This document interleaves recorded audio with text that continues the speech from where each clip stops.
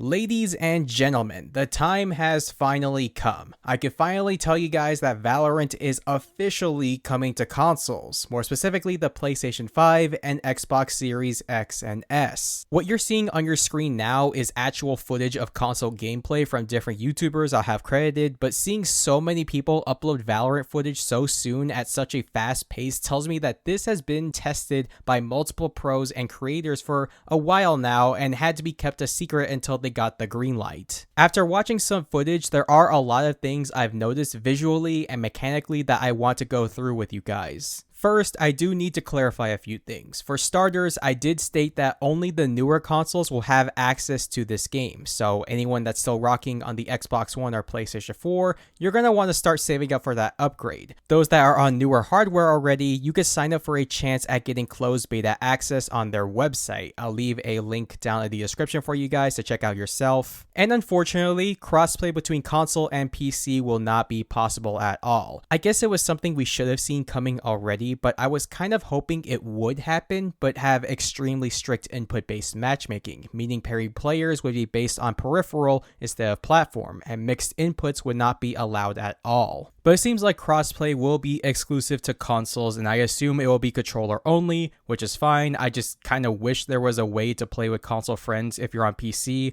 I am not dropping $500 on a box just to play with friends. I'm sorry, I'm just not doing that. Riot also confirmed that cross progression and cross inventory will be a thing, so now I can flex my champion skins on console players that never got the chance to obtain it. Though competitive ranks will not carry over, so you're essentially starting as a new competitive player if you convert from PC to console and vice versa. Now onto the actual footage. The first thing I noticed was the UI being completely different. I assume this is just going to be for consoles only, since I'd imagine navigating the PC menu would be a hassle with two little sticks. I'd also assume that balance is going to be an issue because utility seems to be really strong in this version, as players are very limited to controller movement. Flashes are going to be even more powerful since you can't just flick away, and agents like Neon are just blatantly broken due to the fact that she could sprint and slide faster than the majority of controller players can keep up with. You're also going to be shot in the back more often, as flanks are going to be even harder to counter since, again, you can't just flick onto people anymore. But this does bring up a new console exclusive mechanic called focus mode. This is basically an alternate zoom mode that lowers the sensitivity of the joystick, which makes aiming a bit easier without having to tank your main sensitivity, meaning you have two different sensitivities for different scenarios. Riot did also confirm that any content the PC version has now when it comes to game modes, maps, and agents will be available on console day one. Now, I don't mean the beta is limited, but when it's officially released, it'll have everything the PC version has. While I can't tell how well the game runs on console, I can tell you right now that you probably don't have to worry about that. Valorant was made to run on potato PCs. It's using Unreal Engine 4 with the most bare bones art design anyone can ask for. This should be able to run at 120 FPS on all consoles. With that being said, the only concern I have left with this game is how it's going to be received by the console community. You see, we're living in a time where competitive gaming and skilled players are looked down on. If you're good at a game or prefer a more competitive environment, you're the scum of the earth that ruined video games. Bunch of fucking pussies. Because of this trend, gamers, especially console gamers, are yearning for more casual arena single-player co-op experiences over sweaty competitive shooters and the end of live service models.